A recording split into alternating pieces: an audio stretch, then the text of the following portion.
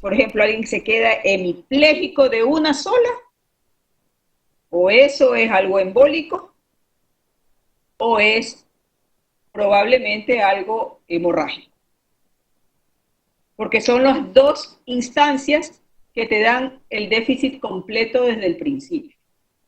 En cambio, el infarto cerebral como tal, cuando es de una arteria grande, por supuesto, no es que no es frecuente, pero podría darse que la obstrucción se vaya dando de a poco. Se vaya dando de a poco y entonces la estenosis por el coágulo se va formando en el lapso de varias horas, y por eso es que en los pacientes con infarto cerebral, en algunos textos de semiología se decía el paciente asiste a su infarto. El paciente se va dando cuenta, primero comienzo con adormecimiento, luego ya comienza a debilitarme la mano, ya después ya no puedo, en pocas horas ya no puedo levantar el brazo y en 2 horas me quedé pléjico. Eso fue súbito, pero fue progresivo en el tiempo, en las primeras horas. Entonces, y la otra es evaluar los síntomas acompañantes. Igual tanto para isquemia como para hemorragia puede haber cefalea, náuseas, vómitos, pérdida de la conciencia y sobre todo descontrol de la presión arterial. Recuerden siempre que la presión arterial siempre se va a descontrolar. Pero las hemorragias, a diferencia de los infartos, son más probablemente que coexistan con la cefalea, con vómitos, con náuseas, o sea, síntomas de hipertensión endocranial y con pérdida de la conciencia. Y las hemorragias cursan más con crisis hipertensiva que los infartos. Recuerden que siempre hay que hacer la escala del NIH. Es una escala fácil de hacer, no hay que aprendérsela, eso está incluso, creo que hay una app para la escala del el score de stroke, y esa te permite establecer un puntaje, y mientras más puntaje tienes, significa que estás más grave, porque cada puntaje es la suma de varios déficits. Por ejemplo, haces evaluación, por aquí se evalúa todo, evaluación del nivel de conciencia, entonces dice, está alerta, no está alerta, pero se la puede despertar, no está alerta, pero está estuporoso y ya está sin respuesta. Si está alerta y le haces preguntas correctas, contesta correctamente, contesta solamente una pregunta, contesta ninguna. Comandos. Realiza los comandos, por lo menos 2 comandos, abra los ojos, saque la lengua, correctamente, solamente un comando o ningún comando. La mirada es normal, tiene parálisis parcial de la mirada o parálisis total de la mirada, es decir, que no puede desplazar los ojos. Los campos visuales, igual. Entonces tú vas viendo déficit facial, parálisis facial, una parálisis menor, una parálisis parcial o una parálisis facial completa. Vas brazo y por pierna y por brazo y pierna por separado. Brazo izquierdo, brazo derecho, pierna izquierda y pierna derecha, y haces la escala para ver si hay descenso, no hay descenso, si vence la gravedad, si vence la resistencia o si no hay ningún movimiento.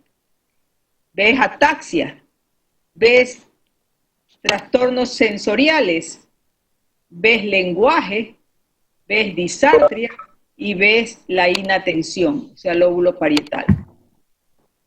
Entonces, cuando tú tienes todo esto y tú sumas,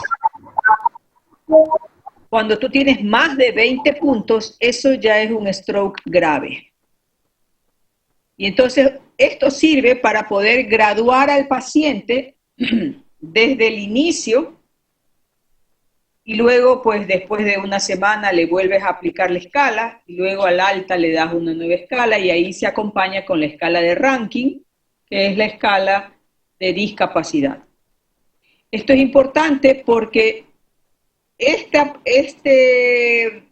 estratificación de la gravedad del infarto cerebral o del stroke en general es lo que me permite incluso poder tener un pronóstico del paciente y poder saber si es que lo veo que es muy grave, significa que el infarto cerebral es grande. Y si el infarto cerebral es grande, pues yo pensaría 2 veces antes de aplicarle trombolisis, porque la trombolisis tiene el efecto colateral más indeseado, es que se transforma en hemorrágico. Y los infartos se vuelven hemorrágicos en la medida de su tamaño. Si es más grande, tiene más barrera hematoencefálica lesionada, se rompe más la barrera y se produce el infarto hemorrágico. Y los pacientes suelen no sobrevivir a la hemorragia, o si sobreviven con muchas secuelas. Ahora, una pregunta. Dígame. En la paciente que tuvo la pérdida visual y habían pasado 6 días, o sea, su déficit puede ser, como que puede retornar su déficit, o sea, puede regresar su visión, me refiero. Dices recuperar la visión. Ajá. Es posible que mejore, que se reduzca la pérdida de la visión y que no sea una hemianopsia completa, sino una hemianopsia un poco limitada. Yo supongo que sí, porque si ella tiene buenos vasos sanguíneos, existe el fenómeno de la neuroplasticidad que hace que el cerebro pues se vaya adaptando. Probablemente no desaparezca la lesión quizás después de un par de años quede como una cicatriz. Eso es una opción. Y la otra opción es que nos vamos habituando. Nos vamos habituando a eso y que después ya a las finales ni se da cuenta que tiene una restricción de ese lado. Porque probablemente por la neuroplasticidad y por cierto grado de recuperación y adaptación, ella pues el cerebro se vaya habituando a eso al punto de que pues ya no le represente ninguna discapacidad. El problema no es tanto eso, la preocupación es cuando tú no encuentras una razón, pues tú no puedes garantizar como médico que no se pueda recuperar, o sea, que no se pueda repetir. Porque si la paciente fuese obesa e hipertensa, tú le retas y le dices, pues, que tiene que hacerlo, pues, o si no, se va a morir y tendrá que entrar a dieta y tomar las pastillas. Pero acá, ¿qué le puedes decir a alguien que es totalmente sano y que hace una embolia cerebral criptogénica, o sea, un stroke criptogénico, hasta el momento, ¿no? Ya veremos, ya les contaré después. Entonces, fíjense que es la escala de NIH, que es larga, por lo menos uno se echa unos 10 minutos en aplicarla, pero bueno, tú tienes el puntaje y vas evaluando cada 2 días, cada 3 días vas evaluando y esto te da la gravedad del stroke. Esta escala es la que se utiliza en todas partes para justamente ver el grado la gravedad del stroke. O sea, en todos los trials y todas esas cosas, pues siempre va un NIH, pues es un punto de partida. Recuerden que si el paciente tiene el paciente debuta con pérdida de la conciencia, con hemiplegia, con afasia global, es decir, con síntomas grandes, no solamente con una hemianopsia, sino síntomas grandes, entonces significa que estás frente a un infarto cerebral grande, y cuando estás con un infarto cerebral grande, pues tienes que tomar precauciones, porque si es una persona joven, podría hacer una hipertensión endocranial y a las finales habrá que hacer una craniectomía descompresiva. Y si es una hemorragia intracerebral, que ya lo veremos cuando veamos hemorragia, pues ahí todavía es más grave todavía, porque eso sí dan hipertensión intracraneal desde el principio. Recuerden el examen físico, examinar siempre los pulsos, Es la única forma de podernos siempre habituarnos, ¿no? Yo tengo esa costumbre, porque me lo enseñaron mis profesores de semiología, a palpar el pulso radial, el pulso pedio, el pulso femoral y el pulso carotidio, y a comparar si están simétricos o asimétricos. De pronto, pues a veces yo recuerdo una paciente que tenía un tacayazo y, y ella no tenía un pulso radial. Sin embargo, la enfermera le tomaba el pulso, con lo cual sabíamos que la enfermera lo que hacía era simplemente copiar. Y, y eso era evidente. Ya, se llegó al diagnóstico de Takayasu por otras razones que ahorita no me acuerdo, porque creo que tenía un problema cerebral o un problema cardíaco y se le hizo una angiografía. Y ahí es que se cae en cuenta, porque tenía una estenosis del tronco brachiocefálico, de que tenía una ausencia del pulso radial. Entonces, todos esos datos te hacen, te van ejercitando para que pequeñas cositas no se te pasen por alto. Y lo que yo siempre digo, a veces los médicos podemos pecar de ser muy exagerados. Existen estilos, o sea, hay estilos de ejercer la medicina. Hay médicos que son un poco más alarmistas que otros, hay médicos que son más tranquilos, hay médicos que son más enérgicos, pero lo que yo siempre digo es que a veces podemos pecar de un poco de exagerados y de pensar en muchas cosas, y yo estoy de acuerdo que hay que pensar en todo, pero no podemos olvidarnos siempre del procedimiento, y el procedimiento siempre va desde lo más común hasta lo menos común. Bueno, entonces aquí es haciendo un recuento de los signos y los síntomas.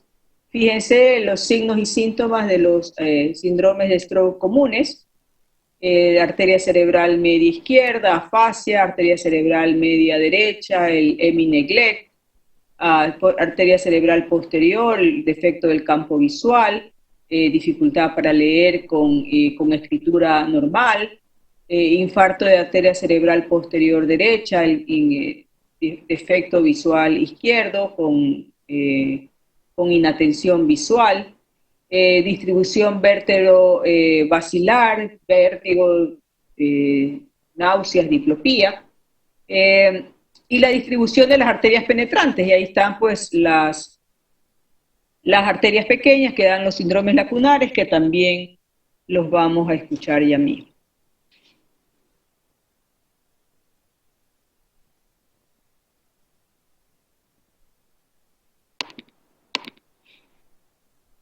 Las imágenes, ya saben, tomografía, y si es una imagen isquémica que quieran delimitar mejor, si es de fosa posterior todavía, más todavía razón para hacer una resonancia. El signo de la arteria cerebral media hiperdensa, un infarto hemorrágico. Este es otro infarto hemorrágico, transformación hemorrágica de este infarto. Esto es 24 horas después. Y este es un caso que tuvimos en el hospital, que debutó con una afasia global, con una hemiplegia severa y con deterioro del nivel de conciencia.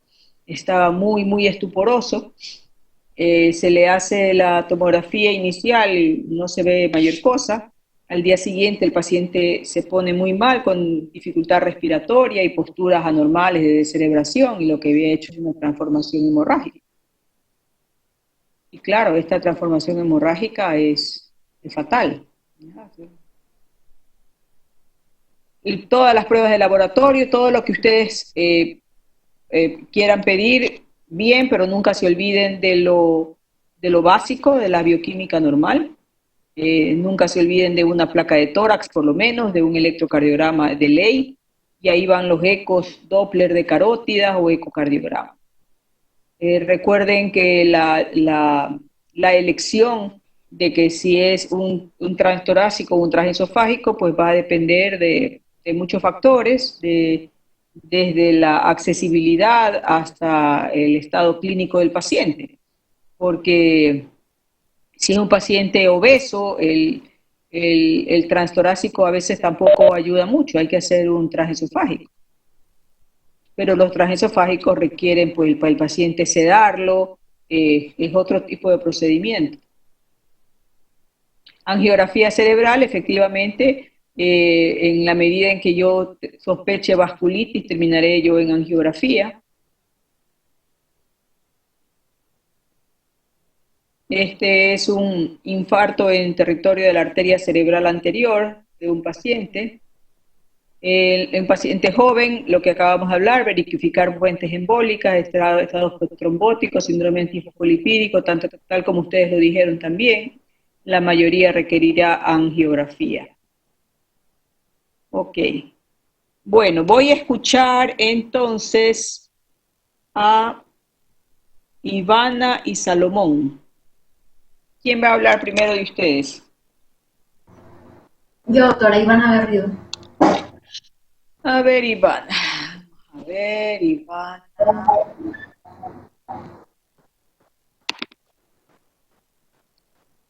Ivana.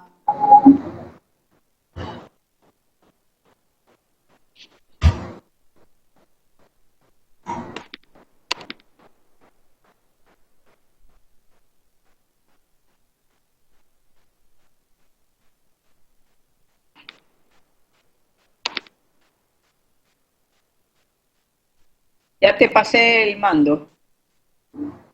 Gracias. No te veo.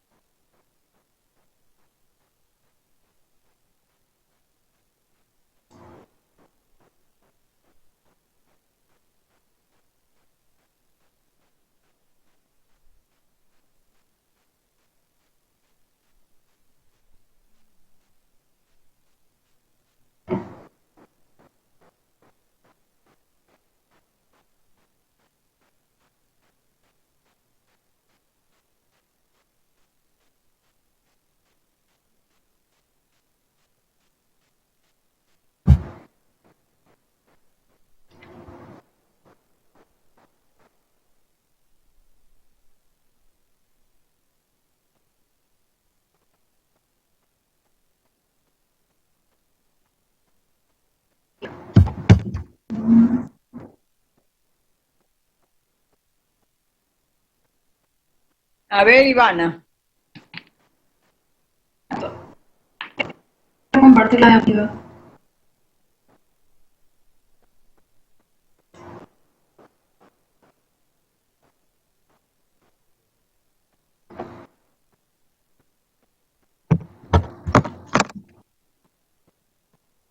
Muy bien. Bueno, si la pongo en grande, que igual se comparte. Vamos a ver si no avanza.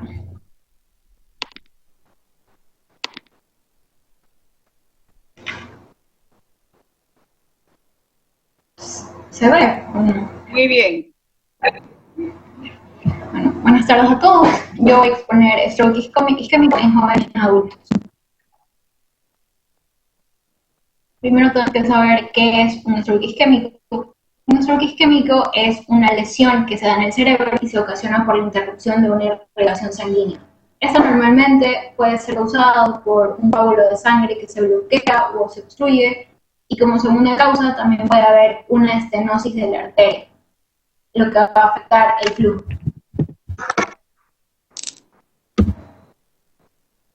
Primero tenemos que saber que la incidencia de esta enfermedad de un accidente vascular ha aumentado en todo el mundo a lo largo de 1980.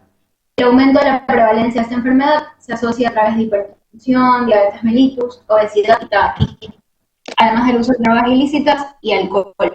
Es por eso que al aumento de estos factores de riesgo han hecho que la prevalencia de esta enfermedad siga aumentando.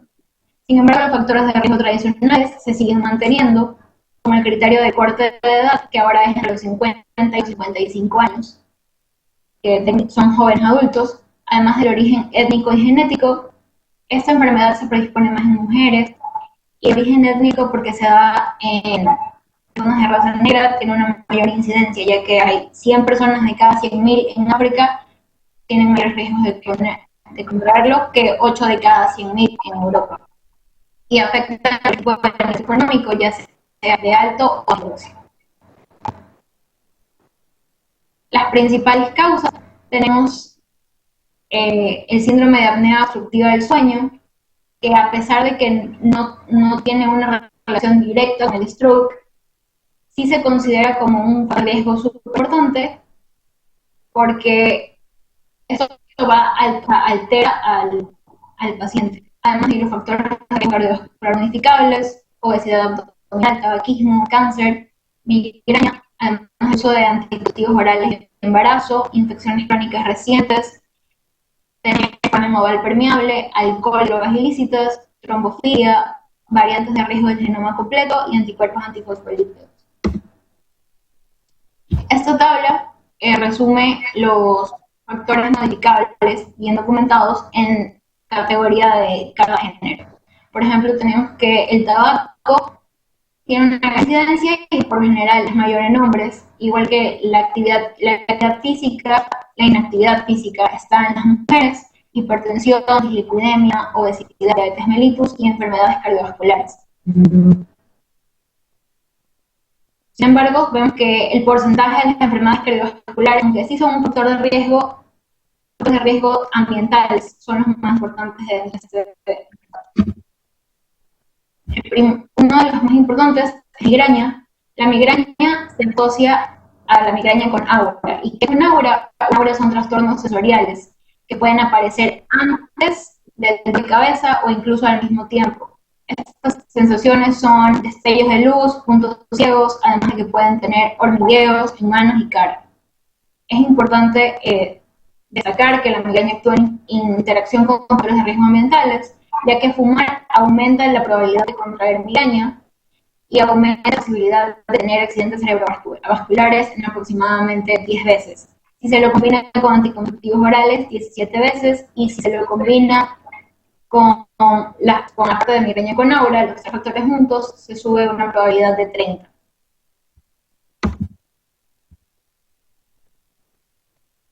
Los anticonceptivos orales y de embarazo es otro factor importante, que avanza de 1.7 a 6 veces en mujeres que utilizan anticonceptivos orales combinados.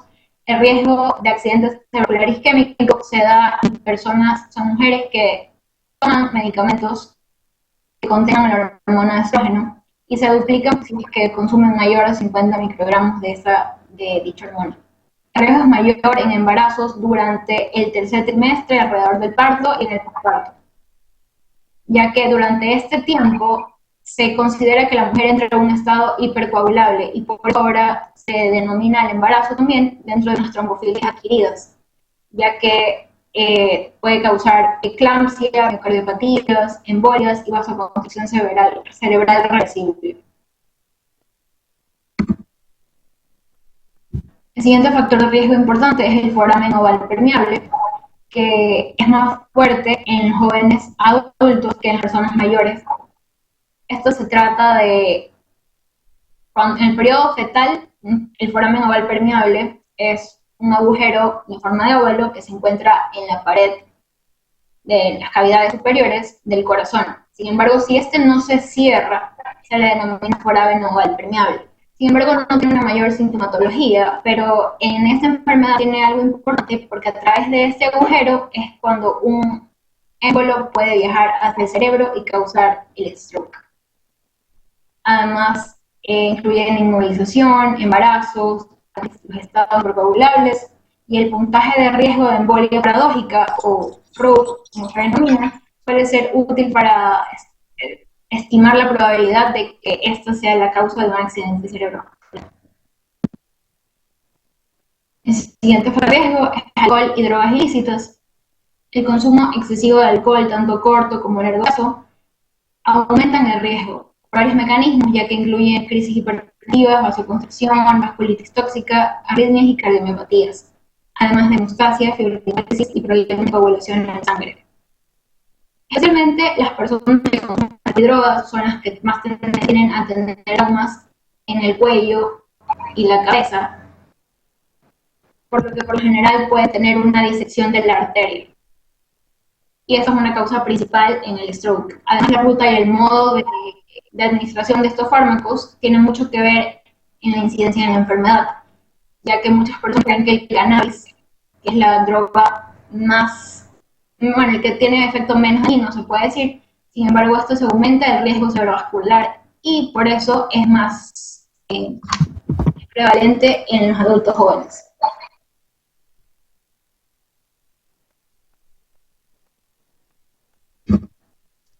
Otro factor importante es el cáncer, que múltiples mecanismos pueden explicar la asociación entre el cáncer y el stroke.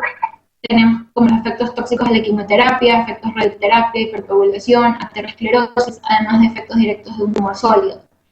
Ya que una persona con cáncer que ya lo ha sobrevivido, ya va a haber tenido este tipo de tratamiento. Por eso los sobrevivientes del cáncer, en especial los que tuvieron el sistema nervioso, que han afectado su sistema nervioso central, tienen mayor riesgo de accidente cerebrovascular isquémico a futuro. También una parte importante son las infecciones crónicas recientes, ya que pueden aumentar por difusión endotelial, elevación plaquetaria y estado hipercoagulable. Y las más importantes características que causan esta stroke pueden ser la endocarditis, la meningoencefalitis y el virus de inmunodeficiencia humana.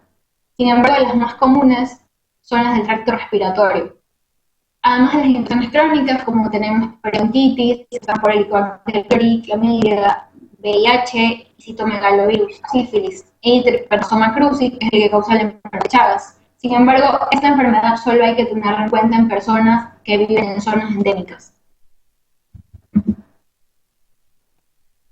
Los anticuerpos antifosfolípidos también forman parte del factor de riesgo importante, porque se puede analizar en 2 análisis de sangre positivos. Sin embargo, estos 2 análisis deben hacerse en un lapso de 12 días de diferencia para que esos anticuerpos, si es que están presentes en el organismo, puedan salir en el laboratorio. Los que se van a encontrar son el anticoagulante de lupus, anticardiolipina o fosfoglucoproteína, que son los que se unen a fosfolipidos durante las membranas plasmáticas. En la mayoría de los jóvenes con accidente, los anticuerpos beta-glucoproteínas están totalmente elevados. Y aunque no forman una gran relación, los estudios demuestran que estos anticuerpos sí se elevan, pero se elevan solo a la vez y su elevación no es tan excesiva. El siguiente factor, la trombofilia genética. Estudios han evaluado el papel del gen del factor 5, que es la procelerina. Está moderadamente más fuerte en pacientes con accidentes o una persona cerebrovascular a una edad menor de 40 años. Y esto es porque hay un efecto sinérgico de trombofilias, ya que con múltiples factores de riesgo son considerables y relevantes a considerar, con además factores modificables como los que ya vimos, tabaco, hipertensión, diabetes, etc. Además, por eso se refiere a que esta dosis genética con intervenciones combinadas, como lo que también mencionamos anteriormente, los anticonceptivos, son un factor de riesgo que causa la trombofilia genética y puede incidir en el stroke. Tenemos también las variantes de riesgo del genoma completo, ya que se identificó un locus de riesgo genómico no reportado que puede causar una disección de la arteria cervical, y esta es la primera causa del stroke, y algunos LOCI altamente sugestivos adicionales. La distribución de las drogas, la más frecuente, como ya mencioné, es la disección de la arteria carótida. Sin embargo, también hay causas menos frecuentes, que son las vasculopatías no inflamatorias, las causas hematológicas y los trastornos monogénicos, que quiere decir que afectan no solo a un gen de cadena de ADN.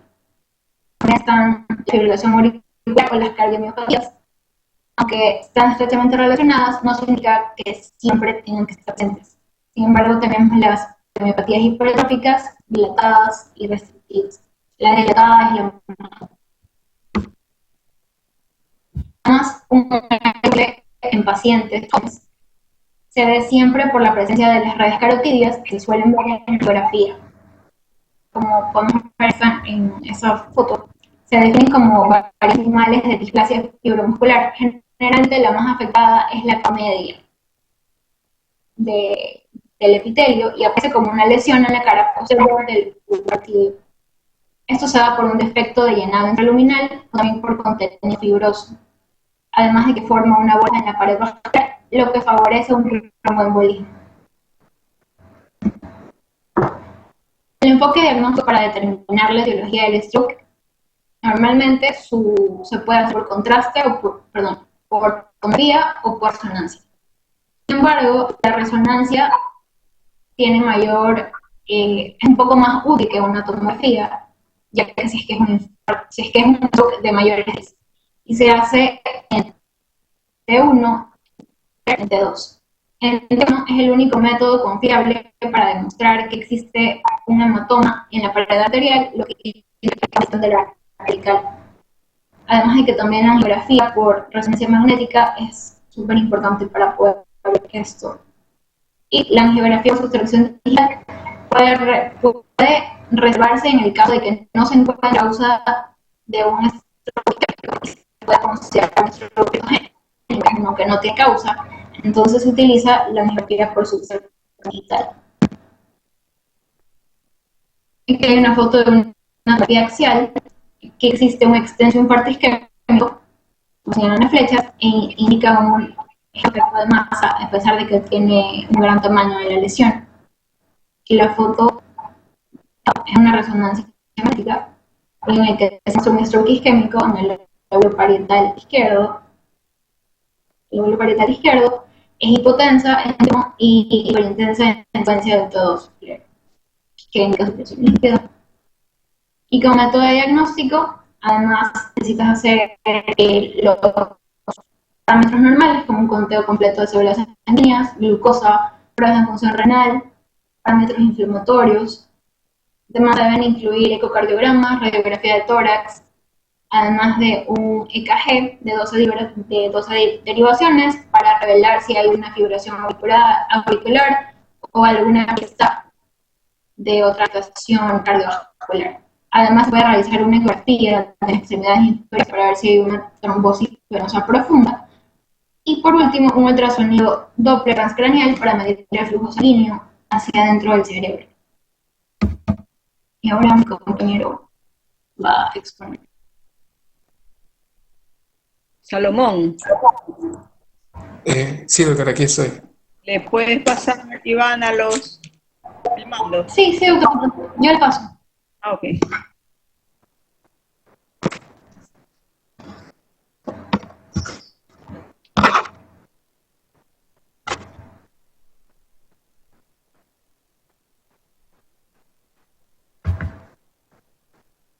Salomón, me dice cuando vas a empezar. Ya. Bueno, ¿verdad?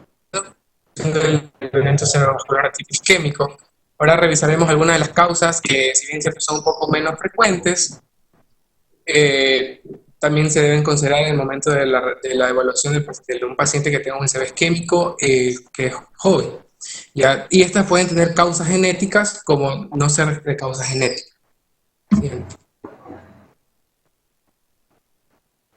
Ya. Dentro de una de las principales causas que podemos encontrar en un ICV isquémico en un adulto joven puede ser el síndrome antifosfolipídico o síndrome de Hughes, que no es más que una enfermedad autoinmunitaria sistémica en el cual el proceso patológico subyacente va a ser la trombosis. Esta presencia de trombosis puede ser a nivel arterial, a nivel venoso, ¿verdad? Y esta aquí se acompaña siempre de un historial obstétrico de abortos, de abortos repetidos, de muertes fetales, o también por nacimientos prematuros, ya sea por estados de preeclampsia, eclampsia o una insuficiencia placentaria. Además, este de aquí se acompaña sobre todo con la positividad de anticuerpos, antifosfolípidos, como ya los que ya se mencionó anteriormente, anticuerpo anticoagulante lúpico, anticuerpo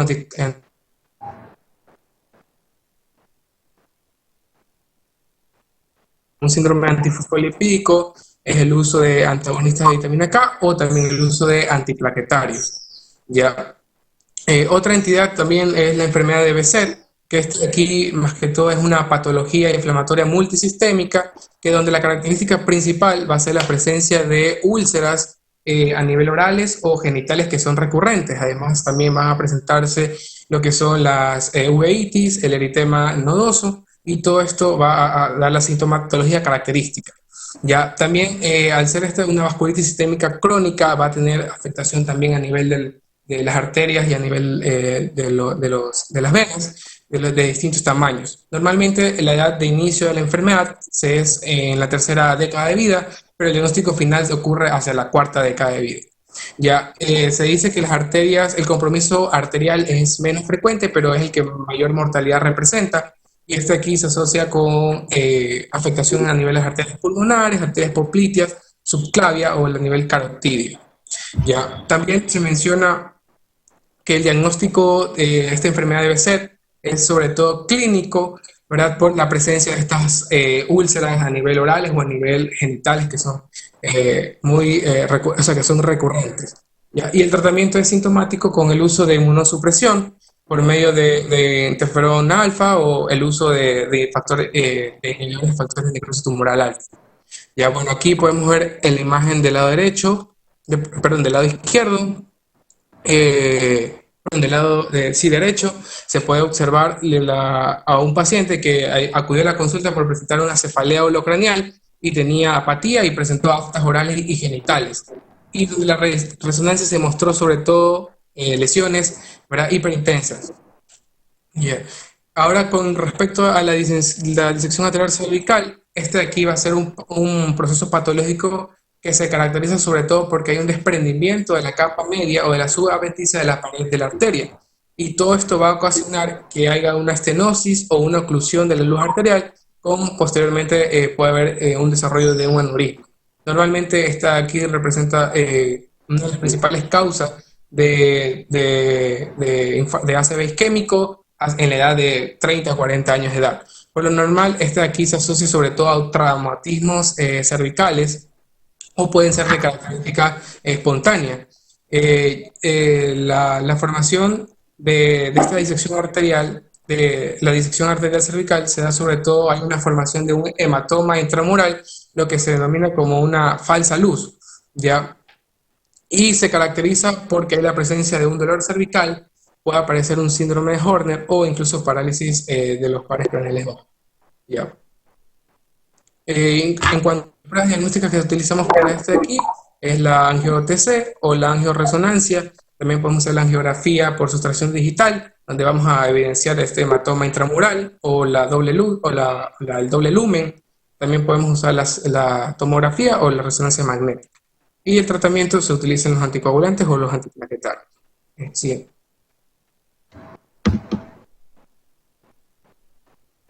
Sí.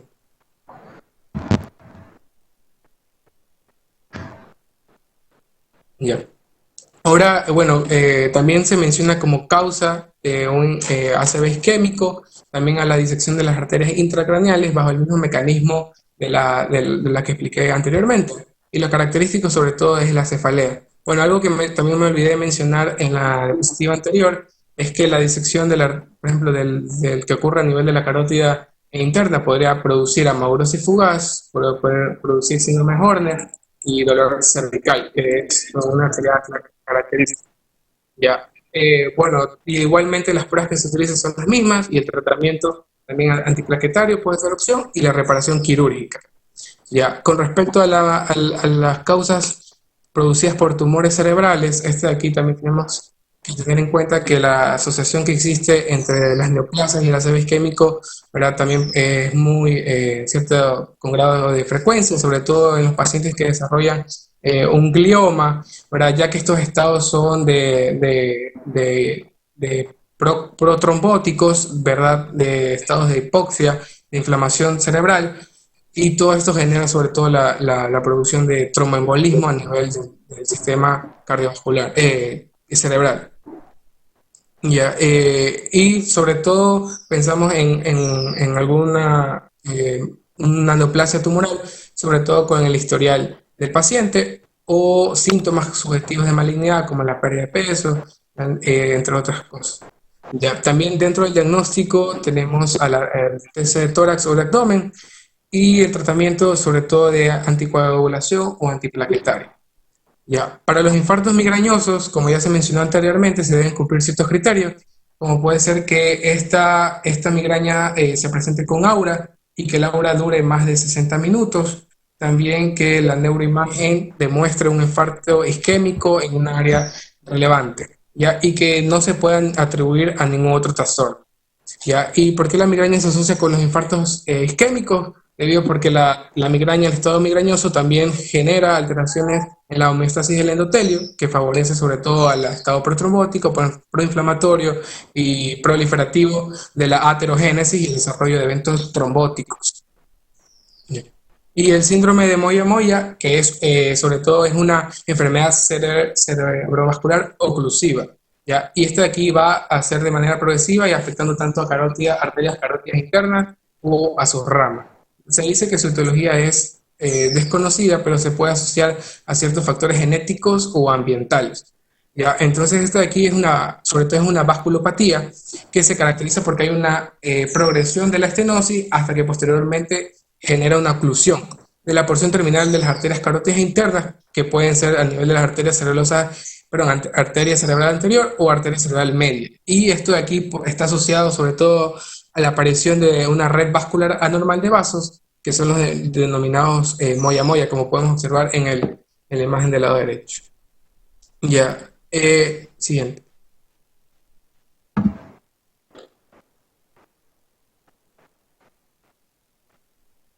Ya, bueno, ahora también tenemos a las vasculitis, a la vasculopatía postradiación. Esta aquí también se caracteriza porque el paciente debe presentar un historial previo de haber estado en radiación a nivel de la cabeza, el cuello, la médula espinal, y el diagnóstico también se utilizan los mismos métodos, un angio-TC o una angioresonancia. Y el tratamiento se utiliza antiplaquetario. Ya, dentro de la vasculitis primaria del sistema nervioso central, a diferencia de las vasculitis sistémicas, esta de aquí no tiene afectación a otros órganos. Entonces, esta vasculitis sobre todo se caracteriza porque hay una inflamación y una destrucción de los vasos sanguíneos a nivel de la médula espinal, a nivel del encéfalo y la meningitis. Y puede afectar tanto a arterias como a las venas. Ya. Y cuando se hace el diagnóstico de esta vasculitis primaria, sobre todo se va en la angiografía, se evidencia obviamente la vasculitis y en la biopsia puede aparecer al parénquima, o sea, tomar una biopsia del parénquima encefálico en la meningitis, o las meninges. ¿Ya? Y también, este trastorno puede producir alteraciones en el líquido cefalorraquídeo o en el electroencefalograma, que también pueden ser métodos diagnósticos para la vasculitis primaria del sistema nervioso central. ¿Ya? Y en el tratamiento, sobre todo, es la inmunosupresión. ¿Ya? En el síndrome de vasoconstricción arterial reversible, este de aquí se caracteriza por hay la aparición de una cefalea de inicio intenso, una cefalea súbita, ¿verdad? Que puede y se acompaña de una vasoconstricción multifocal segmentaria. Ya, este aquí puede ser reversible en las arterias cerebrales. Ya, también se acompaña de afectaciones a nivel, o sea, de hemorragia subaracnoide o un edema reversible. También se menciona que este de aquí debe ser diferenciado de la hemorragia subaracnoide o de la vasculitis del sistema o la vasculitis primaria del sistema nervioso central, ya que este de aquí es más de una cefalea de carácter autolimitada, ¿verdad? A las primeras 12 semanas del inicio. Ya. Y en cuanto a la enfermedad de Xenon, que se menciona también, este de aquí, la característica principal es que es una vasculitis que va a afectar principalmente a la piel y al sistema nervioso central. Y la característica que producen estas lesiones de lívidos reticulares idiopáticas con accidentes cerebrovasculares de tipo isquémico. ¿Ya? Esta de aquí es una vasculopatía trombótica muy rara y que afecta también a vasos de mediano calibre. Ya, siguiente.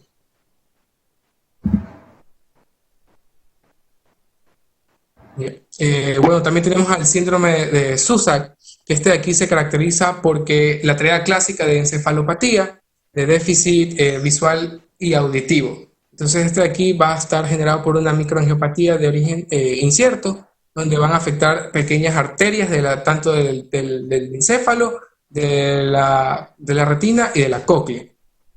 También podemos observar lesiones a nivel del cuerpo calloso de la sustancia blanca a través de la resonancia magnética. ¿Ya?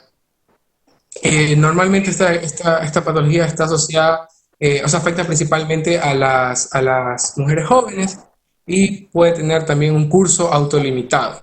Ya, el defecto visual, el de la agudeza visual que se produce en este síndrome es debido a la oclusión de las ramas de la arteria retiniana, y el déficit auditivo puede ser bilateral o simétrico, y sobre todo afecta a las frecuencias medianas y bajas. Ya. Ya las vasculitis sistémicas, bueno, como sabemos, la vasculitis es la inflamación de la pared vascular, y este estado de inflamación constante genera sobre todo alteraciones o disregulación en el estado o sea, genera un estado protrombótico por la disfunción endotelial, por la inflamación constante que existe en los vasos sanguíneos, ¿verdad? Y un ejemplo que se menciona es el de la arteritis de Takayasu, donde va a tener síntomas constitucionales inespecíficos como la fiebre, la pérdida de peso, sudoración nocturna, malestar general y las artralgias. También, si hacemos el examen físico, puede haber ausencia de pulsos periféricos o hipertensión renovascular o insuficiencia renal oligúrica. Bueno, y el diagnóstico, sobre todo para las vasculitis sistémicas, con la determinación de PANCA o el ANCA-C para la determinación del tipo de vasculitis. Sí. Siguiente. Ya. Ahora, los trastornos monogenéticos relacionados con el infarto cerebral isquémico, se dice que estos aquí pueden iniciar o sea, pueden ser manifestación primaria del stroke isquémico, o puede ser como una manifestación adicional. Siguiente. Ya, dentro de estos desórdenes tenemos principalmente a la arteriopatía cerebral autosómica dominante con infartos subcorticales y leucoencefalopatía, que son las siglas del CADASIL.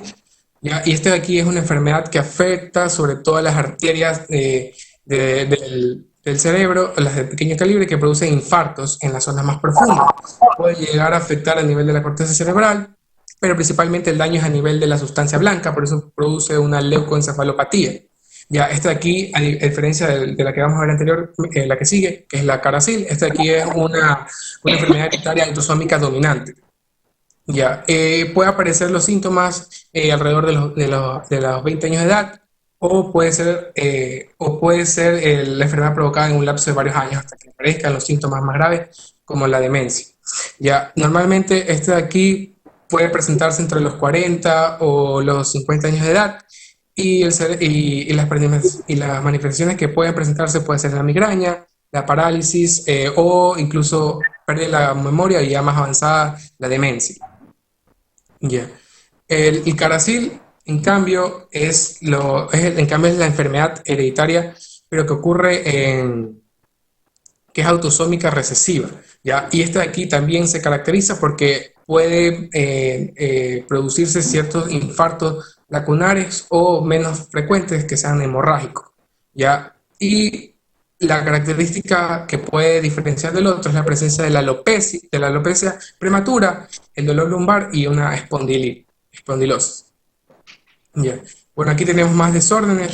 La enfermedad de los vasos pequeños del cerebro relacionados con el COL4A1. Este aquí también es una enfermedad que se caracteriza porque hay un debilitamiento de los vasos sanguíneos en el cerebro. Esto se da principalmente a mediados de la edad adulta, donde se caracteriza porque las lesiones que se presentan, ¿verdad?, pueden ser también de igual manera un infarto lacunar recurrente o hemorrágico. Ya puede presentarse también aneurismas a nivel cerebral o polencefalia, tortuosidad vascular o tortuosidad vascular retiniana y enfermedad renal. Sí.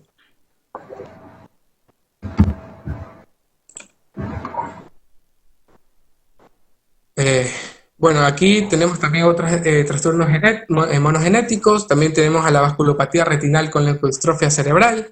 Tenemos a la progeria del adulto, que es el síndrome de Werner atípico, que se caracteriza por un envejecimiento prematuro en estos pacientes y que pueden producir lipoatrofia, diabetes, aterosclerosis, osteoporosis o envejecimiento, que ya lo mencioné. Ya.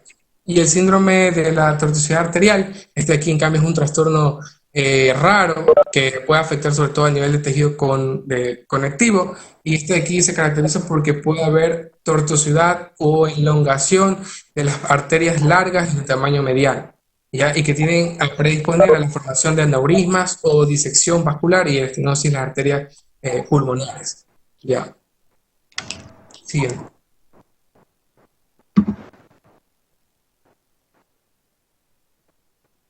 Bueno, aquí también se menciona más síndromes, el síndrome de Carney, el síndrome de Fabry, que este aquí tiene importancia relevante porque su deficiencia de alfa-galactosidasa va a generar angiokeratomas o acroparestesias o pesadez corneales o también puede producir hiponidrosis o enfermedad cardíaca o a nivel renal.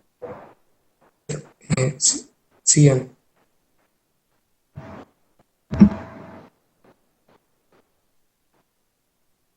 Yeah. Bueno, también tenemos al síndrome de Loeys-Dietz, que que cambia también es un trastorno genético también del tejido conectivo, que se caracteriza, o sea, que tiene características similares al síndrome de Marfan, pero la diferencia es que el síndrome de Marfan se asocia a la fibrilina 1. Ya, entonces en el síndrome de Loeys-Dietz, ¿qué vamos a encontrar? Sobre todo la formación de aneurismas aórticos, de la tortuosidad arterial, también disección arterial, pectus carinatum, pectus excavatum o Crohn's sinostosis. Ya. En cambio, en el síndrome de Marfan, que es la deficiencia de la fibrilina 1, este de aquí se caracteriza porque el paciente va a tener estas características importantes, como la aranodactilia, la dilatación de la aorta, pectus excavatum, pero también puede ir acompañarse de cataratas, miopías, aneurisma, disección de la arteria carótida. Y el MELAS, que es la encefalomiopatía mitocondrial o acidosis láctica y episodios similares al stroke. Ya, este de aquí también cursa o sea, se da más frecuente en la edad de 20 a 40 años, y este de aquí se caracteriza por el paciente presenta debilidad muscular por la miopatía, también va a poner cefalea similar a la migraña, la presencia de convulsiones, la hipacusia neurosensorial, entre otras características. Siguiente.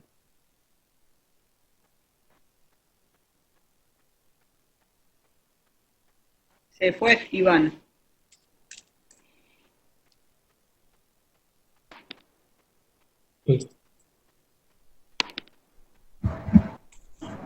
Profesor, ¿cómo le país?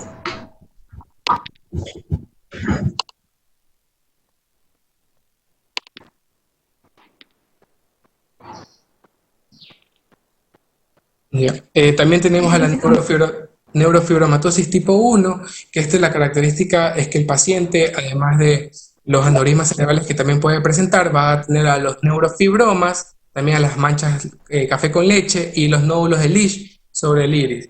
También puede presentar un glioma óptico y la hipertensión y también la microcefalia. Ya el pseudosarcoma elástico, en cambio, también es un trastorno hereditario que se caracteriza por alteración del tejido conectivo, que hay una calcificación progresiva y fragmentación de las fibras elásticas de la piel, de la retina o de las paredes vasculares arteriales. ¿Y qué es lo característico? Que va a presentar pápulas amarillentas sobre las áreas flexoras. Ya mencioné también lo de la piel elástica, la claudicación, la reducción de la visión, entre otras. Y finalmente la anemia de células falciformes, ya que de aquí se relaciona sobre todo se relaciona sobre todo con episodios dolorosos, también la presencia de anemia, infecciones, manifestaciones en pulmón, riñón, y está asociado también con el síndrome de Moya-Moya. Siguiente. Ya, bueno, en cuanto al manejo del ACV isquémico en adultos jóvenes, tenemos que tener en cuenta que no hay recomendaciones generales para el tratamiento en estos pacientes, ya que en sí el tratamiento va dirigido a controlar los factores vasculares, o sea, como mencionamos anteriormente, el tabaquismo, el uso de anticonceptivos orales, el uso de drogas, que todo esto aquí generan cierto efecto a nivel vascular.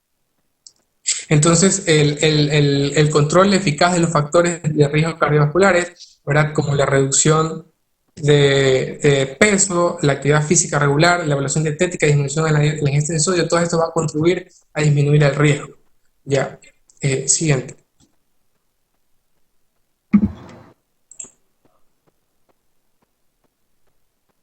Ya, también en el estudio, en el artículo también se menciona que se hizo un estudio para la evaluación del cierre percutáneo del foramen oval permeable versus el tratamiento médico, ya, donde se evidenció que existió una reducción del riesgo de accidentes cerebrovasculares isquémicos recurrentes, pero en los pacientes que no eran de alto riesgo, predispuso a que haya la existencia de una fibrilación auricular, con lo que consecuentemente produjo mayor tasa de mortalidad en estos pacientes. Y es por eso que este procedimiento se lo recomienda sobre todo cuando tenga un foramen oval permeable de alto riesgo.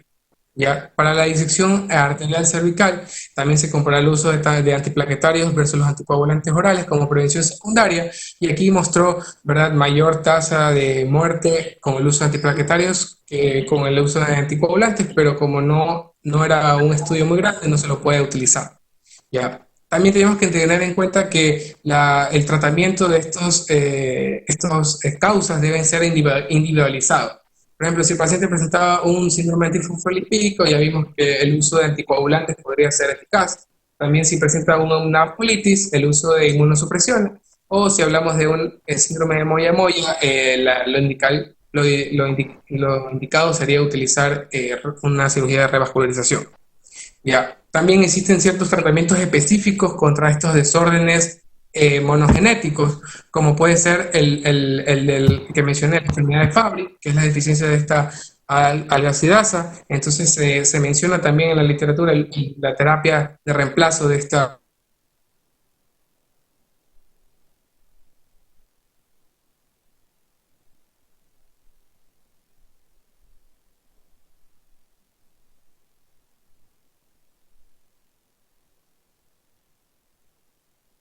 parto, o si no se puede utilizar las transfusiones, poder utilizar la hidroxiuria, que también podría prevenir los accidentes recurrentes. Siguiente. Y en cuanto a también es importante tener en cuenta que cuáles son las complicaciones o las secuelas que podrían producirse un infarto, post-infarto, ¿verdad?, en estos pacientes adultos jóvenes, ¿verdad? Se dice que 2 de cada 5 pacientes se han recuperado completamente, y de 9 a 10 pacientes, 9 de cada 10 pacientes pudieron vivir independientemente. O sea, nos puede dar más o menos la idea del grado de discapacidad o de alteración estructural que pueden producir, sobre todo los eventos isquémicos, en los pacientes jóvenes. Ya. Pero, sin embargo, en los estudios se mencionó que a largo plazo la aparición de un evento cerebrovascular isquémico fue el factor de riesgo más importante, lo que aumentó más la mortalidad en estos pacientes. Ya. También otros aspectos que se analizó, ¿verdad?, por ejemplo, en estos estudios a largo plazo de 10, 15 años, sobre todo cuáles eran los síntomas, cuáles eran los síntomas que se producían después del infarto. Entre ellos tenemos el deterioro de la memoria, la depresión, la ansiedad, trastornos del sueño, ¿verdad?, convulsiones, epilepsias. Ya. Y también se observó que hubo un gran porcentaje de estos pacientes habían perdido la actividad económica por el grado de discapacidad que les representó. Sí.